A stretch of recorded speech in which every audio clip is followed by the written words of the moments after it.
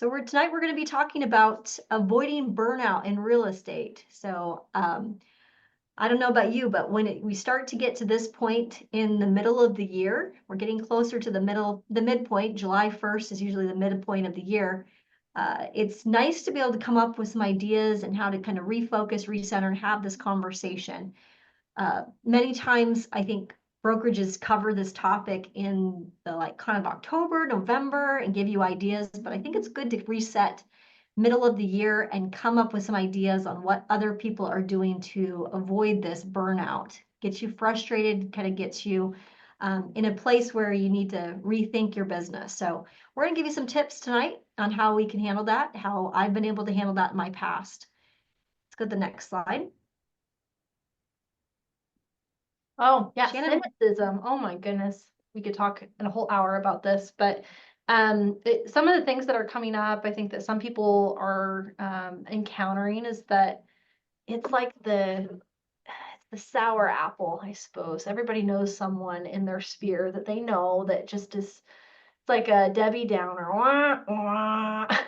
They're just so depressing to talk to.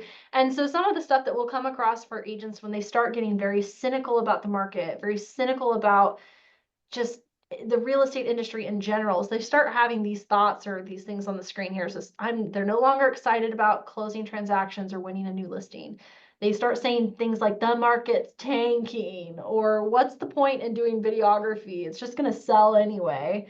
I don't know what I'm doing with marketing. I'm just going to hire someone to do it for me. Or expressing annoyance when a client wants to view multiple properties instead of just offering on the first one they show.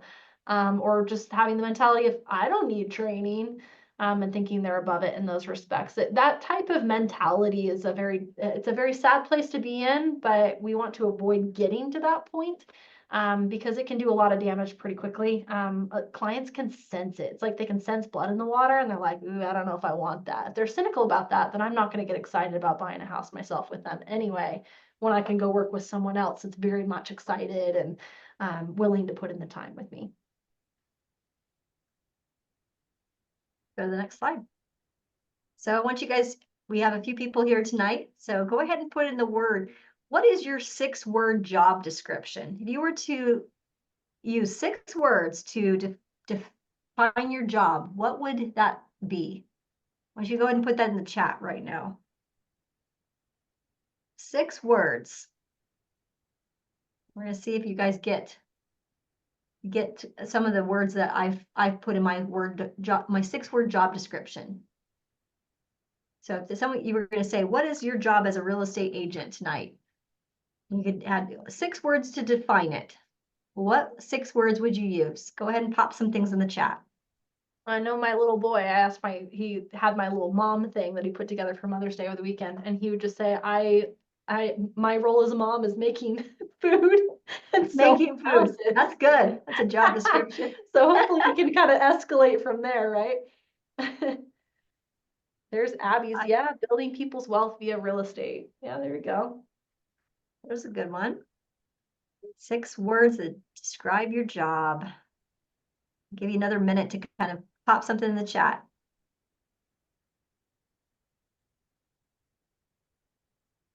I mean, I buy homes, I sell homes. I mean, that could be one too. I mean, give me some more words. Abby, are you the only one?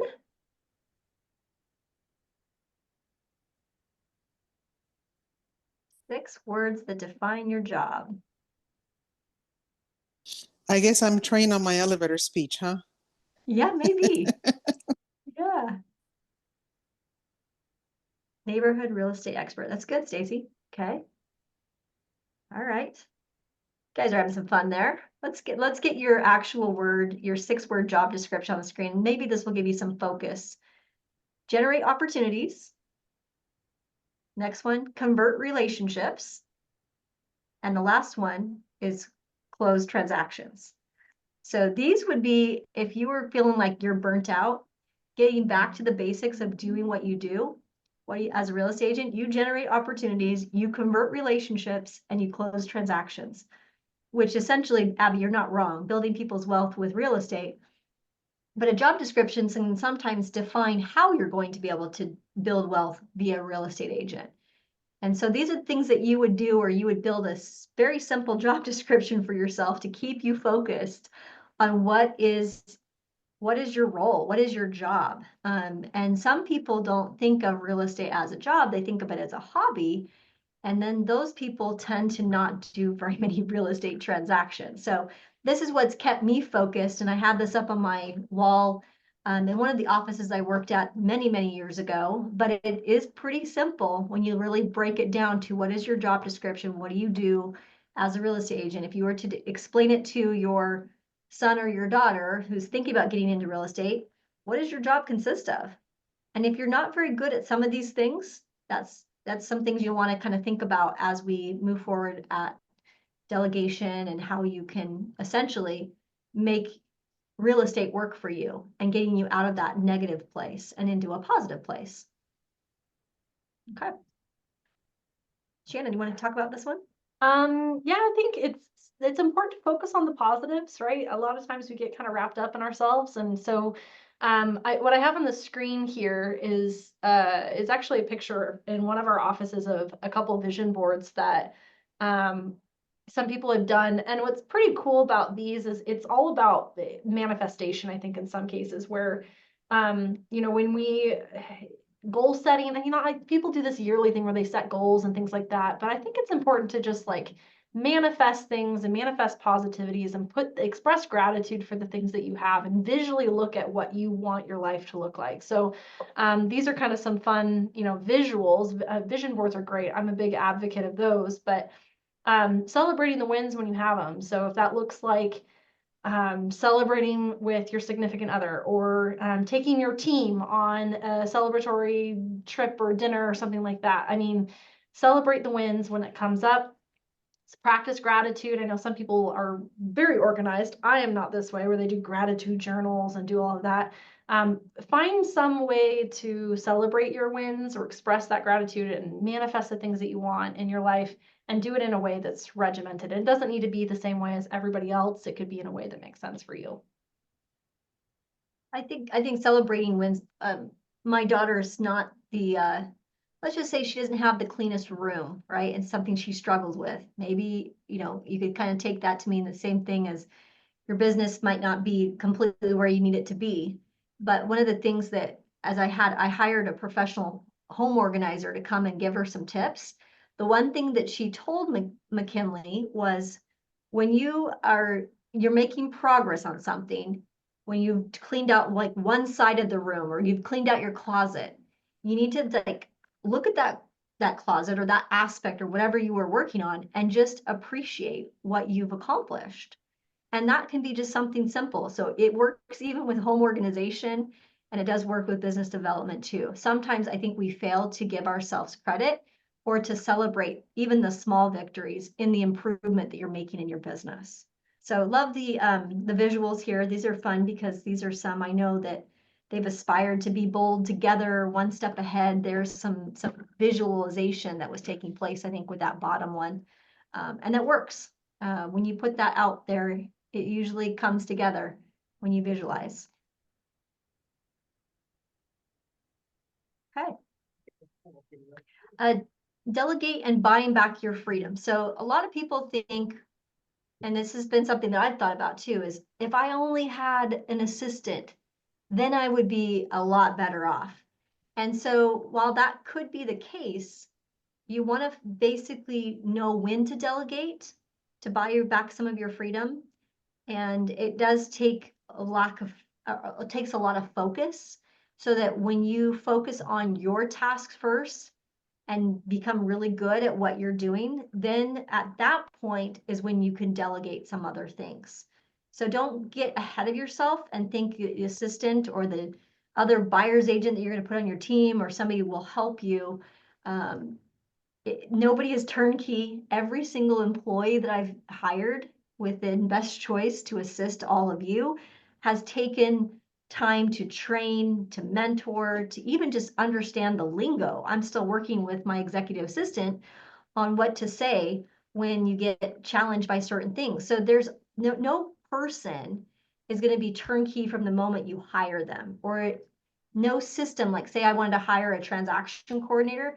If I hired a transaction coordinator tomorrow, it still would not bring me the level of success that I need for my business today.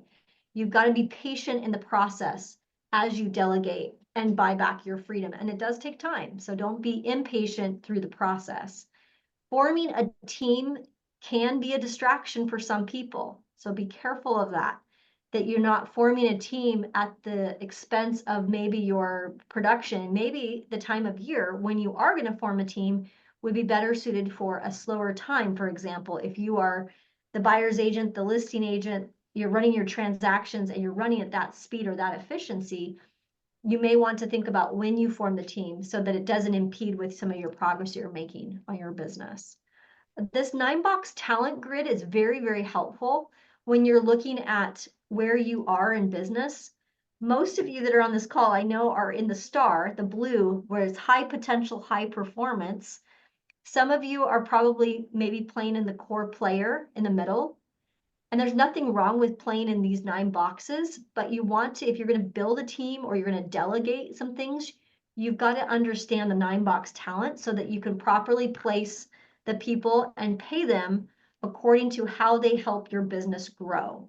So for example, a potential gem might be somebody who has been licensed for 5 years. Now I'm going to put myself in the star category. I've been licensed for over 20, but I might bring in somebody that is not as experienced in the business, but has the ability to take on listing appointments with me, go on listing appointments. That would be a potential gem.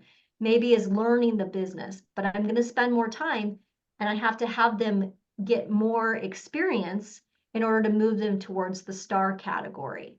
So it's the 9-box talent grip is a way for you to identify what is needed in your business and the people that might be required to grow the way you want to grow so that you can have the best return on your investment, which is your time and your energy, so you don't burn out. That's how I've been able to grow as big as I have with as many agents as I have, because I've been able to master the 9-box talent grid. Took a lot of time. I would say, Shannon, you were in the early stages of Best Choice. How many employees do we have to go through to get past that talent grid? It was like a hidden gem, I'd say. We eventually found them. Yeah. But it took some time to understand how to pay them, what tasks, and some things we probably should have waited on before we brought on an employee. We should have mastered the process of essentially how to use a transaction coordinator before we hired a transaction coordinator. So we made some mistakes along the way. So I would say if you want to look up 9-box talent grid, that would maybe give you some insight into that.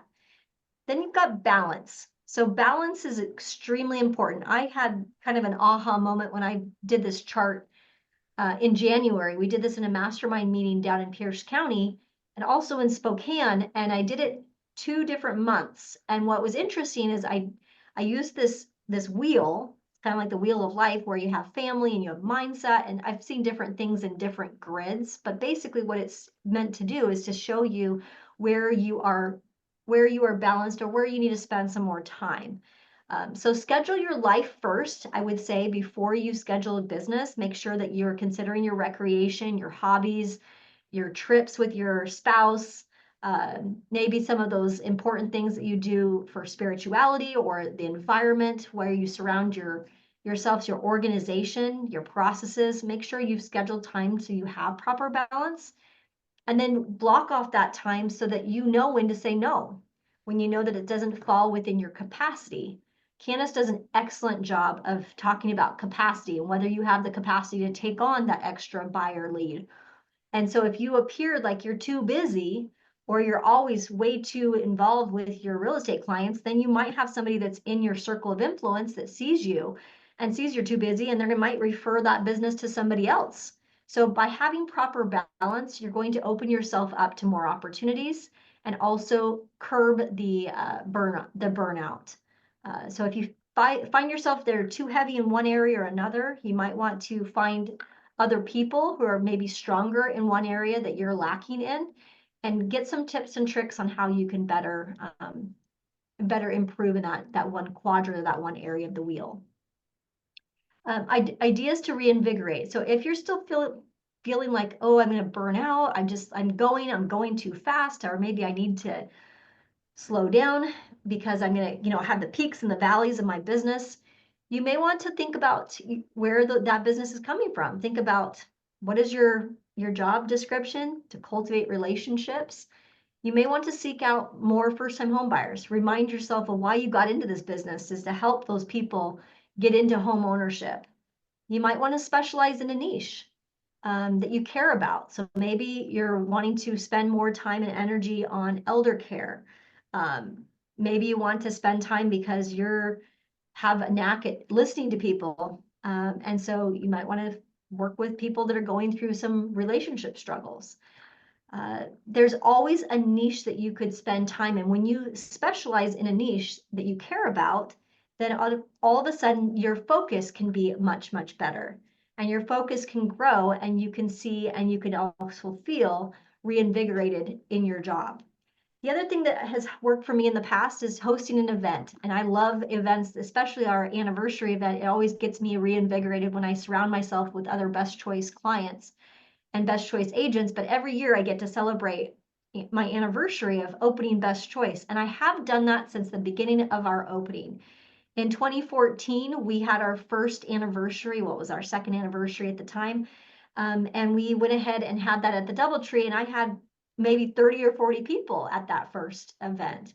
But it definitely helped me reinvigorate the business. It gave me enough ideas to get me excited to continue on. So when you host an event, it also has the aspect of, if it's done right, of prospecting and giving you more opportunities for business to grow. When you are feeling off, one of the things that has worked for me in the past also is to do something that you're good at. So look at your last maybe 3 months and focus on something that you had success with. It will help you build momentum. And I've told this to the new agents as well when they're building out their time management plans. But when you're feeling like you're not doing well, focus on something that you're good at. If you're strong on the phones, you're like, getting on the phone, then spend time and block time to do more of that. If you're really good at prospecting and maybe texting people, then double down on the texting until you're getting comfortable and you get your business back on where it needs to be. So focus on something that you're good at and build momentum from that. Let's go to the next slide. I'm going to talk about triggers, Shannon. Yeah. Sometimes it's important to remove the barriers that are preventing us from propelling further, right? So we had this happen today with one of our agents where they needed the okay from us to fire a client. Sometimes it's almost like a rite of passage when you're actually able in a position where you're like, you know what? I think you are going to be better served with someone else. And it's better for my mentality, my mental health, my ability to actually open myself to different opportunities because you're just toxically absorbing my time. And sometimes it's okay to remove or fire that client or partner, and maybe do a referral agreement with them and say, you know what, I think it might be best suited for you to work with someone that's better suited to meet your needs, and partner up with someone in that way and refer that to someone else, or maybe just don't refer it to someone if you're really, really, really bad break there. But I think it's important to hang out with people that are like-minded. Positivity is contagious. You surround yourself with people that you want to be, or you are going to challenge you to be better for yourself. And I'm guilty of this. Sometimes I think most people are guilty of this at some point, is the trolling on the social media, trolling and scrolling, I would say as well. So, trolling, negative comments, it's not going to be helpful. It's not going to be good for you in forming those relationships. That's what we're geared to do in real estate. So rather than doom scrolling and just scrolling until kingdom come, if you see someone that's just filling your space or filling your feed with negativity that you don't need and don't want to fill your life with, snooze them. That's okay. They don't know that they just won't show up in your feed for 30 days. And that might be helpful for you to remove. My husband, Shannon, if you were my husband, you'd be removed from his feed altogether. He'd unfriend you. Yeah, yeah. He's pretty Yep. picky about who he puts in his Facebook. And that's okay. You know, it curate, I guess, a little bit so that way you're around people that are gonna fill your bucket and then you can fill them as well. There's something to be said about give and take in that respect. So and then some of the other kind of triggers and distractions out there are certainly those flashy pennies. So there's always going to be a new best thing or new platform or have you tried this? I'd be very careful about, you're going to get 100 leads from this. I'd be very careful about the types of marketing campaigns or marketing companies that are reaching out to you. Lead generation companies, they call themselves all sorts of things these days, but be very careful and mindful because they'll hit the bank very quickly. They'll usually be very expensive, but then also are they actually going to be hitting the actual goal and core of what you're looking to do? So sometimes it's not the easiest way to do the harder thing, but sometimes the harder thing is actually going to be the thing that you need rather than the get rich quick situations.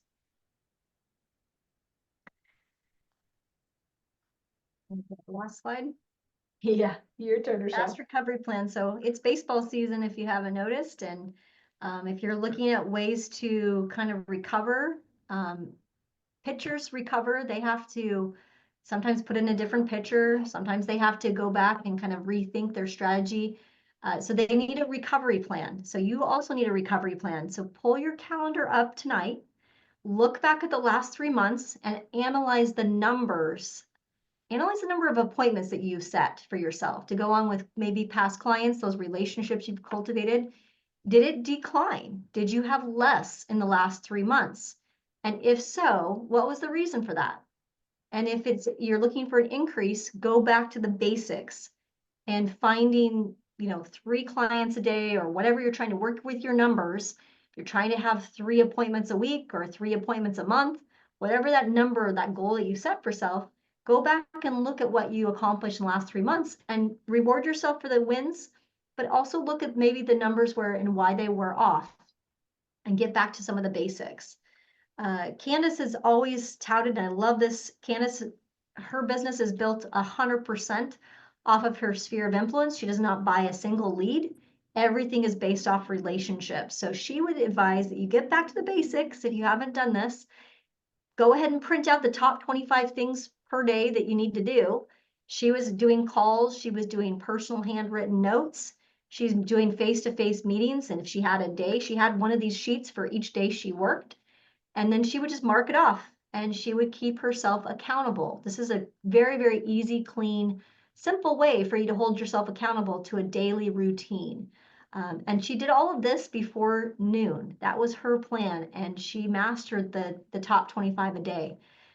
It all comes down to connections and relationships, and that is first. And so you can do it in multiple different ways. You can do it by texting. You can do it by conversations. You can do it by calls, by meetings, by coffee, by sending personal handwritten notes, or on social media, actually using Facebook, for example, as a CRM. That's a lot of you guys use that and do it very, very well.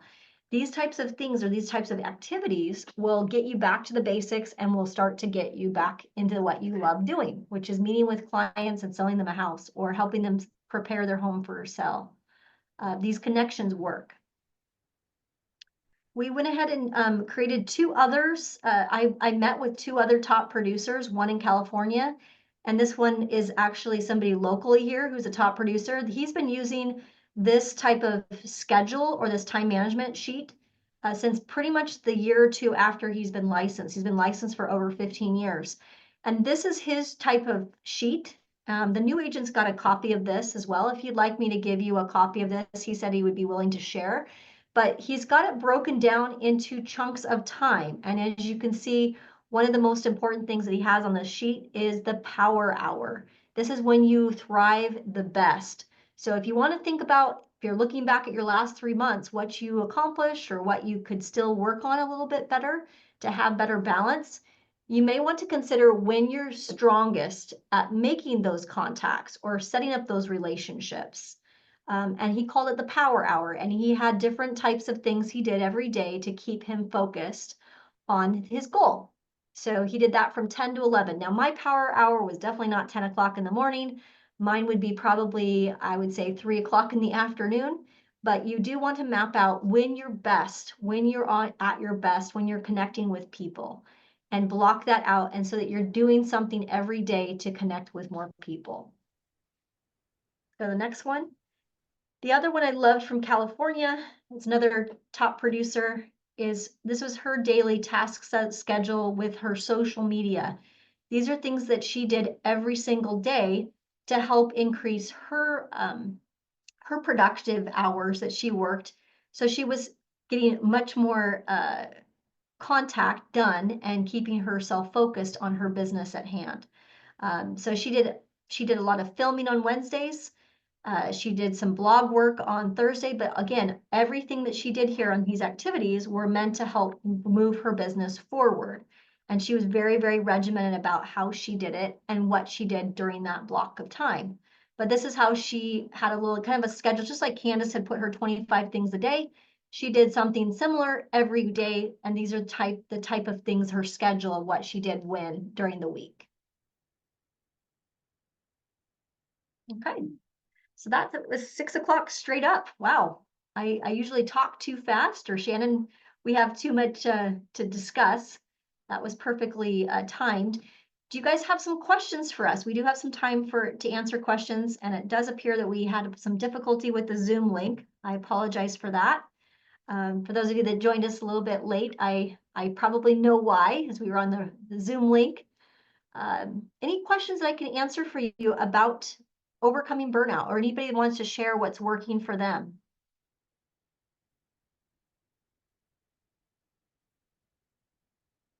Candace, you want to share a little bit from we did a time management thing with the new agents last week or 2 weeks ago. Do you want to share any Yeah. ideas that came from some of that? I think I love the getting back to the basics, especially when you are experiencing burnout. Lately, I'm sure we all have had some clients that they just need to relax, and you need to relax. I think the other thing that I talk to agents all the time, and I say, ask yourself this: is this your problem? A lot of times we take on extras that it's not really for us to take on, right? So it's just kind of like stay in that place of an advisor, deliver of information, you're helping negotiate. But when we run into these problems in a transaction, a lot of times we take them on, and that is a great way to get burnt out. I think you mentioned, it's like, I got to get rid of this client. They are just time sucking everything. And, ask yourself, is this my problem? What can I do? I just need to deliver the information and allow them to decide. And also sometimes just stepping back, just step back for a little bit, you know, don't, make everybody's emergency your urgency. So those were just a few things, but I love leverage. And when you're at capacity, you're at capacity. Pass something off and give it to somebody else. Share that, do 50-50 with somebody and just say, you know what, right now I don't have the capacity for this, but I'd love to work this deal with you. Do you have capacity? And can we take this on so I don't lose a client or have a bad scenario or a bad situation? We're such a large group, and I think we're all here to support each other. So I'm gonna stop rambling, but Oh, that's I'm kind of glad you like spoke my up. big takeaway. Yes. Yeah, big time. I mean, it looks like 25 a day, Stacy Rodriguez. Yeah, I love it too. Sometimes you have to go back and we had one agent in the office, she was struggling, and I said, go back. I go, how long has it been since you used Candace's 25 a day? She goes, right when I joined the company like 4 years ago. I said, go in there and download it from the resource website and print yourself out 2 weeks worth of those. And she coached herself out of it. It's all it took was just getting back to some of the basic things. So I'm glad you loved it too, Stacy. Oh, thanks for sharing, Tammy. You did an open house for another agent and you got a buyer. It only takes, Ooh. yeah, that's exciting. Already showing them home. So it just takes relationships, doesn't it? Just takes Yeah. connection. Yeah. Yeah, that's the Yeah. second one I've heard of today. Open houses are working. It's open house season, isn't it, I too? know. It Yes. sure is. but it doesn't take much. I think that sometimes, Candace, to your point, we start getting all worked up, about the problems, right, with one client. And if you're having to do so much, explaining and trying to keep that relationship together, and it's just not going the right way, I think it is time, either to put them on restriction, reset the expectations, or you let them go. And because you let them go, I can tell you time and time again, I've done enough of this to know if you are spending an absorbent amount of time with one person, there are two people, no joke, that by letting that one person go, there'll be two people right behind that will not be able to spend the time that you need to spend with them because you're so self-absorbed with their issues, their problems. Now, some things can't be avoided, but for the most part, sometimes problems can be channeled, or let me elevate that. Let me call my designated broker. I mean, go figure. Some people think, I don't want to bother Rochelle. That's what I'm here for, is to help you sometimes with those challenges. I loved giving you wing space is what we call it, so that you can go and fly and get some more people under contract. That's why we've structured our brokerage the way we have, with less brokers and a high level of support. So hopefully this is helpful. You got some little tips from today. Anybody else want to share, or any questions out there? It's Stacy here. I question and a comment, but question is, can those visuals that you shared with some of the ways people have been managing their time, would those be able to be shared in an email? Sure. Yeah, happy to share it. Awesome, thank you. And then just another thing that came to my mind about, when at a time when I've felt really burnt out, or like I wasn't attracting the right clients that I wanted to attract. And excuse the noise, I've a lot of kids playing outside. I don't know if you guys can hear it, but anyway, I decided to I was like, okay, how can I bring myself back to life? So I started doing life-giving activities for myself that aren't necessarily real estate related, but but are community centered, and what's an area where you think you could fill a need, So I started serving in different areas in our school district just by providing, running some little drives and doing some things. And ultimately that got me connected with a lot of people in the district and in the community. And that's led to clients and closings and relationships, and the type of working with the type of people that actually make me feel good about what I'm doing. So just That's amazing. yeah. Yeah, thank you for sharing. That's exactly right. I mean, just putting yourself around people that are in that type of place in life can also lift you as well. So I'm glad you shared that. Awesome. Well, Liz, did you have something to say? Yes, can I piggyback on that? Sure. Finding your people. I will say, be careful though. I joined a roller derby league because I was like, what better person for me to expand my circle into? However, I did not understand the level of commitment it takes to be in a league. So just FYI, if you are joining a sport or leaning into your hobbies, good God, know what you sign up for, because I'm overwhelmed from my hobbies. Yeah. That's where I'm at. Yeah. So you're not overwhelmed from real estate, you're overwhelmed from the hobbies that kind of creeped in as okay, get back. Yeah, I leaned really big into volunteering too. So there's 3 different organizations I volunteer with, and I'm volunteering at the schools I teach at. So I was like, how do I expand my circles? And then I bit off more than I can chew, and that's where my burnout's coming. It's not real estate, it's keeping up with all the things I agreed to. Yeah. So it's saying yes more than saying no. You've got to make sure you have proper balance. So Liz, you're probably at the wheel like I was in January, going, okay, we've got to bring in some more people to help out with certain things, or we've got to say no. And that's okay. It's okay to say no to some things. One day I'll say no. Awesome. Thank you for sharing. Appreciate it. Well, you guys have a wonderful week. Next week, do not miss next week. You are going to love next week. We're going to be talking about, we have a guest speaker, and he's actually somebody from a different company, and it's okay because he's very talented at what he's going to talk about. And he's going to teach us how we can use the new form. There's a form that will help you in appealing helping your listings get more exposure to an underserved population. So he's going to show us how he does that and how kind of tell a little bit about his story. And I think you guys are going to get a lot out of it. I'm excited that he's willing to jump in and teach us something new. I have not had him on a webinar, so I'm very excited about this. Next Monday, jump on. Yep, and then And we for will get the those that Zoom are fixed. down in Pierce County, we have our mastermind meeting tomorrow at the UP Library. And then for those up north, Snohomish County, we are meeting on Wednesday up in Everett. So we'll see you guys later this week. Okay. Have a good Yay. one. All right. See you later.